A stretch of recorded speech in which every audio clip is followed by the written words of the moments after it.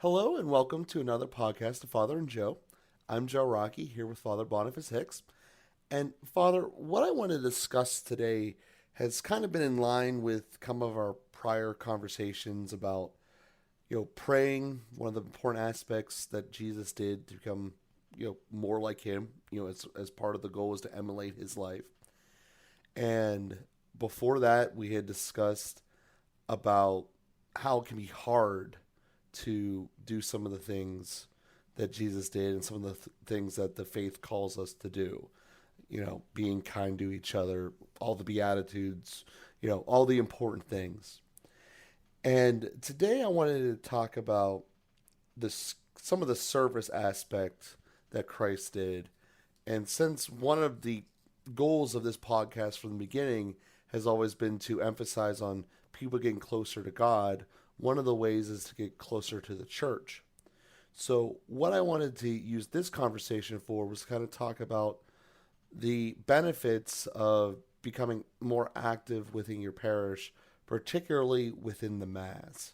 So, I know that you run Masses. As the priest, you're the most important participant in the Mass. Without you, there cannot be a Mass. So, obviously, you have the most significant role within the Mass as far as participation, but there's a lot of things that us as non-ordained people can do. We can be Eucharist ministers, we can read, we can do the singing, and I wanted to kind of emphasize, the benefits that come from that and the importance that it plays into the Mass from your perspective and from the perspective of the church as a whole. Yeah, thanks, Joe. I'm not sure I'm going to give an answer maybe that people are expecting, but it's because it's actually a place where I find a lot of misconception about um, people's role in the church. So I really appreciate having the chance to say this because I say it a lot in various conversations in different places, and it's a nice opportunity to look at it. So I want to just take a step back, first of all, and look at the role of the priest and then the role of the laity. And really we've talked about this before, and it's worth reemphasizing. The role of the lay faithful is to bring sanctification to the world, to the temporal sphere. So the things that are out there, as you do in your business, for example, by being an ethical business owner, by your interactions with people, by just your witness and your words, you're able to bring help people to grow in whole. You're able to bring God's presence into the world, and so that's really important, and that's exactly what you're supposed to do. I don't work in housing. I have no contact with people in housing, and I never will, God willing. Uh, so it's not part of what I do. So the lay faithful bring God into the world, and then they bring the world into the church in the sense of the sacrifices that you offer, your life, your daily labors, your own personal intentions that you gather up from the people that you interact with. You bring all of that in your heart, and that's your offering at the Mass. So when you come into the Mass, you're bringing all of that daily, weekly, your whole life that's lived out in the world. You're bringing that into the sacred sphere, and then the bread and wine really symbolizes that. The bread is symbolically that which you have created by the work of your hands. It's the sacrifices, the wheat that's crushed and then formed into bread by your labors and your prayers, and likewise the wine that takes time to grow and is part of God's creation, but then also is combined with your labor in order to bring about wine. So the bread and wine symbolize your offering, but really that's the most important thing that you bring into the Mass is your life in the world, your life as a Christian. And then you take the fruits of the Mass, which are the all of that bread and wine transformed into the body and blood of Christ, united with the sacrifice of the cross, and then given to you in Holy Communion.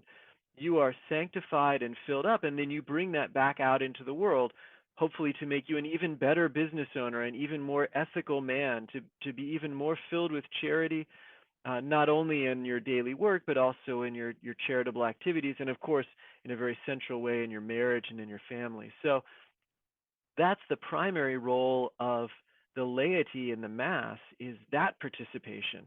That's what it's all about, and that's what really needs to be optimized, that you bring as much as you can by your daily responsibility, by your labors, by your sacrifices, that you bring that into the Mass. And then that's presented, the priest stands in the person of Christ, and kind of the sanctuary of the church is that sacred sphere, and all of your labors under the symbol of bread and wine are carried into that sacred sphere, and then through the liturgy of the Eucharist are transformed into the body and blood of Christ to bring forth this kind of spiritual fruit, and then again you receive that and you take that back out into the world. So that's the central role of the lay faithful in the Mass. Everything that happens in the sanctuary is actually intended to be done by the priest, and then there are sort of extensions of the priest, which generally the altar servers, the deacons, the that whole movement is really all meant to be. If we could sort of have all priests there, that would in some way be the ideal, and that's what you see when the Pope has Mass. The Pope is presiding, and then he has priests who are really serving, and or seminarians who are serving, sort of pre-priests who are serving, who also are, according to the teaching of the Church anyway, the documents, they're the ones who should be doing the readings, and certainly the Eucharistic ministers are the ordinary Eucharistic ministers. That is to say, the only ones who are legally able to do it in every circumstance are the priests and deacons. So only by extraordinary, unusual, out of the ordinary circumstances should any lay faithful be administering Holy Communion. Because again, you can see the movement of all of this is the lay faithful are bringing all of their sacrifices into the sanctuary. It's being transformed at the hands of Christ, who are the sacramentally ordained ministers, and then those who have been set aside for that purpose give that back to the lay faithful. So it's really Christ giving his own body in a way to you, to your wife, to so many other people who are doing the really hard work and the most important work of evangelization, which is bringing all of this into time and space, into the world. So in terms of the Mass, those who are kind of operating the Mass, those who are carrying out the logistics and the movements of the Mass are primarily Christ. Christ is the one who ought to be working in the church, and those ministers who are ordained to be in the person of Christ are the ones who ought to be doing all the work in the church to help you who are doing all the work in the world to be able to receive, primarily to receive in the context of the Mass. Now, it's true that by extraordinary circumstances, every parish doesn't have a host of seminarians, or it does happen there in the Mass. And so in a parish setting, it's possible for some people to act like priests, and I say that intentionally, to act like priests, and the church allows that so that the Mass can flow in a more reasonable way, and be so we don't just have one Eucharistic minister. The priest is the only Eucharistic minister, and then the other lay people who might be giving communion are called extraordinary ministers of Holy Communion. And so the communion doesn't take an hour, and people aren't, excessively burdened by a communion that would take forever. It's possible just on an extraordinary basis, when there aren't enough priests or deacons to give communion, that the lay faithful can also give communion. And there's also been a kind of greater appreciation for having some members of the laity do the reading. The reading is, the liturgy of the word is a little bit more a threshold experience that's, anyway, kind of preparation for the Eucharist. But everything in the liturgy of the Eucharist itself really is meant to be carried out by the ordained, by the sacred ministers who are kind of living in that sacred space in order to receive, again, the things of the world and then offer that sacred nourishment to those people who are in the world, who are doing the hard work of sanctifying the world itself. So I'm not sure that was exactly the answer that you were looking for, but that's the the way that the liturgy is meant to unfold. And so it's kind of an unfortunate side effect of anyway, I don't want to analyze all the dynamics of it, but people have gotten the idea that by participating as a lector or a cantor or an extraordinary minister of Holy Communion, that somehow their participation in the church is better, or that they are a better Catholic or something like that. And certainly I appreciate. I'm not talking down. Lord have mercy. I mean, and the point is that there are generous people who have been committed and help out in that way, and that is a real service. I'm not talking it down at all, but I'm just trying to point out that it's out of the ordinary. It's not the way that it's meant to be. It's a consequence of things being sort of spread out as they are, and maybe the numbers of clergy being a little less than we might hope they would be. And in the old days, when you had 4 priests at a parish, all 4 priests would give Holy Communion at every Mass. Even only one priest was celebrating the Mass, but the other priest would come out to help with Holy Communion, and not as many people received communion, which is another artifact of older times. But there are certainly very generous people, and it's really important. It's a great service for the rest of the church, that they don't have to wait, take many hours for the administration of Holy Communion. But the primary participation, the most important participation to increase, is that intentional participation, the prayerful participation in the heart, really bringing the sacrifices of the world into the church, and then receiving, especially in the places where there are greatest needs in our hearts, to receive the nourishment of the Eucharist, which can then be carried back out into the world, which can be embodied in our daily interactions, in our daily charity, and our compassion and generous service, and the sacrifices that we make out in the context of the world. Certainly a lot to unpack there. So, to try to go through in the order that you said there, the starting point was that as the laity, that we have a lot to bring to the Mass. We're bringing ourselves in our everyday ministry. And one of the things that you said, that becoming better at that makes me better at business. And that's 100% true. Yes, it also definitely makes my marriage better, and all the other relationships better. But it certainly makes it better, mostly because of the better relationships that are established. It makes business better. There's just no other way to say it. There's tangible benefits from it that are hard to point or direct cause and relation type effect, but there definitely are benefits from it.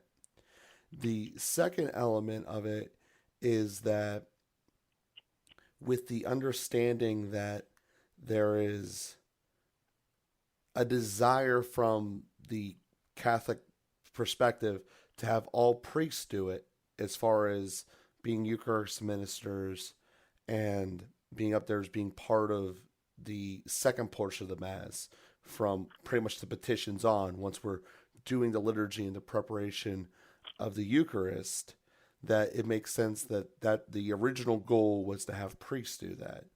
But because of various outcomes, basically more churches, and not a substantial growth in the amount of priests therein, adjustments had to be made. And you called them extraordinarily adjustments. And I think that for some people that's going to strike odd, because every Mass they see 3 Eucharistic ministers and the priest. So how extraordinary is it if it's regular routine? But it's extraordinary from the perspective that it wasn't the way it was intended, and there's some adjustments being made to accommodate everyone. Because as you said, whenever there's a whole church full of people, you're not going to want to have everyone wait around for an hour to receive the communion. And the last point that you made there is something that I want to focus on moving forward here, because it's something that I've noticed from time to time, and I've always kind of wondered about it. You said that there were less people having communion then.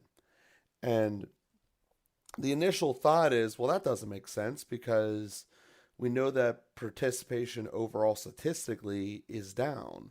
So therefore, there would have been more people in churches before, but you're saying less of them had communion. And there had to be a reason behind that. That you do see some people who still will go to a mass and not receive communion. And that has always struck me.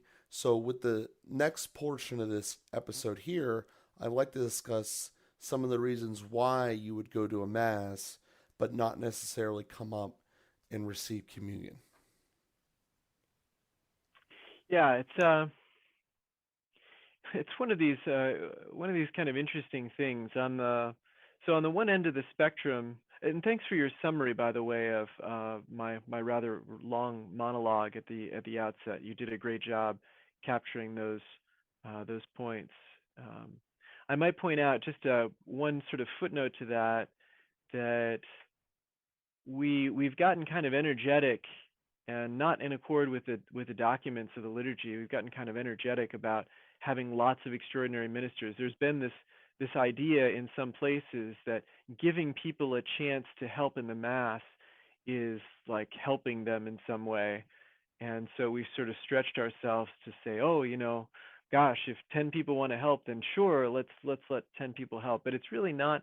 It's confusing then about uh, well, it really diminishes. I said I offered those reflections in that order because I hold in such high regard. I mean, the most high regard what you do out in the world, and it really diminishes that to think, oh, you're only a good Catholic if you're doing things in the Mass. That couldn't be farther from the truth. Acting more like a priest doesn't make you more like a good Catholic.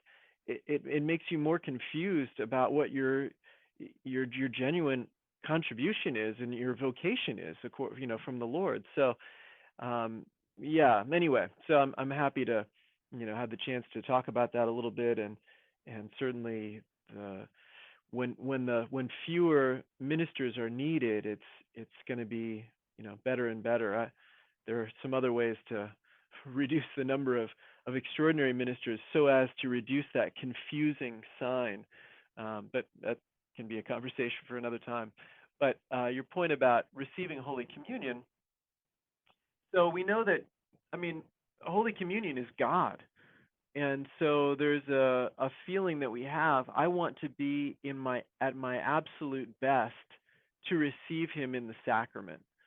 And so that sentiment has prevailed at different times in history, that well, it's always a sentiment that we have, but how can I be at my absolute best? Well, the best would be if I just went to confession. A lot of people have that impulse. Wow, I just went to confession. I'm in a state of grace right now. I'm ready to die. Okay, well, you're also ready to receive Holy Communion. That's great. And so some people, in order to only receive him when they're at their absolute best, it became a kind of uh, cultural trend to always go to confession immediately before receiving Holy Communion, like right before Mass, or even the first part of the Mass. Since it was in Latin anyway, the Mass was kind of going on, people were going to confession, and then by the time that Holy Communion came around, they had just received confession in the last hour, and then were ready to receive Holy Communion. And so, and one could say, well, and otherwise, basically they would make a spiritual communion, and having participated in the Mass, being there for the grace that's given during the Mass, because there's a lot of grace from attending Mass. Sometimes we reduce Mass to Holy Communion, and that's also a distortion that we don't want to promote. So Mass is more than Holy Communion, but there's a lot of grace just from participating, sometimes people will, feel like they can check out for the entire Mass and then, really focus on receiving Holy Communion. Well, that's missing a lot. We're missing a lot then. And so the idea, okay, well, I'm only going to receive Holy Communion after I just went to confession. But every Mass, I'm going to participate as best I can and receive all the grace that's there. And even if God wants to give me the grace of Holy Communion, He can do that. He's not bound by whether I actually receive the sacrament physically or not. He can still give me the grace of Holy Communion, and so I'll ask for that. If I'm able to receive it, if I'm enough in a state of grace to receive more grace, then great, I want that. And otherwise, I'll just receive uh, uh, whenever I can go to confession. So that became kind of the practice for a long time. Or I've never studied this. Certainly, it was the practice in the first half of the 20th century, and probably I could say that also in the 19th century. And I'm not sure exactly farther back than that. I haven't really looked into that. But the idea in the latter half of the 20th century was, well, God is also merciful, and the teaching of the church has always been, as long as you're not in mortal sin, then you can receive Holy Communion, and we developed a little bit more optimistic view of not being in mortal sin, that God is merciful, and we can receive more grace. We don't have to be absolutely at our whatever, just having gone to confession, having made this deep cleansing of the sacrament of confession. We could receive communion even daily, and we would be much better off for that. And so that trend really became much stronger. And again, I don't know exactly, I never studied exactly when the transition happened. Promoting more frequent communion started at the beginning of the 20th century. And so certainly in some places that was more widespread. Pope St. Pius X made some adjustments, reduced the age for First Communion from 13 to about 7 to the age of reason, and really promoted more frequent reception of Holy Communion. So just a different attitude of, there's the attitude of, I never under any circumstances want to receive communion if there's any question that I might not be in a state of grace. That's one extreme, which has dominated for a long time. And more recently, our attitude has been, I never want to miss the opportunity to receive Holy Communion if I might be in a state of grace. So that's a different extreme, and that seems to be the one that we're in now. And I'm not making a judgment on which is better, but just trying to explain sort of where we were and where we are. Yeah, from that you almost see a background of pessimism or optimism that, well, I That's know right. I know I'm not in a state of grace, so I'm not, or I might be in a state of grace, so let's try here. It's an interesting way of looking at it. Um, and and I guess from this perspective, because it's I guess it's a question. Obviously, confession is explicitly designed to purify your soul and remove sins, and it's one of the way that the sacraments of God. But the Eucharist is also giving God to you, and with that, all of His graces and mercies. So while by no means am I trying to say that they are the same or interchangeable, um, could a thought process not exist that says, even if I not even if I'm trying to be on the optimism side and I might be wrong by a fault or whatever, that it would be better to be closer to God, to to just be with Him, just for that simple fact. Beautiful. Yeah, yeah, that's right. Yeah, yeah. Again, there's you said it very well. The contrast between pessimism and optimism, and so there's you can kind of spin these different ways and say, well, when you receive Holy Communion every Mass, that makes it easier to take it for granted. And then are you really receiving all of the grace because you're your mind and your heart are 1,000 miles away, or you might even, the way that we receive Holy Communion has also changed, and can make it easier to be more casual about it. And when Holy Communion was always received at the communion rail, kneeling, and you would kneel there probably for a minute or two beforehand, and you could stay kneeling there for another minute afterward. And then there's a sort of prolonged space that you have for preparing and then receiving Holy Communion, that you really think, oh, I don't kneel to receive anything else, right? I mean, there's nothing I kneel to receive except Holy Communion. Maybe a blessing. Some people who are devout kneel to receive the priest's blessing. So you see, kneeling is reserved for receiving sacred things, and that helps to kind of prepare our minds by preparing our bodies to do that. Now with the process of just standing to receive, and even receiving in the hand, again, receiving on the tongue is another example of something I only would do for Holy Communion. I never receive anything on the tongue, and so that can kind of tune me into this is, something extraordinary. And when I receive in the hand, I receive lots of things in the hand after waiting in line. I receive hamburgers, and I receive notices, and I receive whatever. I wait in line and receive lots of things in the hand, change after my visit to the supermarket or something. So removing some of these things, less frequent communion, less reverent postures, I'll say, making things more familiar, more regular, has the danger of removing our attention from how sacred the experience is. And so that's a danger that we have to be aware of. Again, these things are not sort of fundamentally evil or something like that, but it's just something we have to work a little bit harder to really rouse our attention for the sake of receiving Holy Communion with great reverence, as we should. Perfect. Well, that's certainly a conversation that we're going to want to continue here. But as we're drawing to the end of today's episode, I do want to thank everyone for listening here and continuing to tell a friend about our cast and helping us to grow. So thank you, everyone. We'll be with you again next week.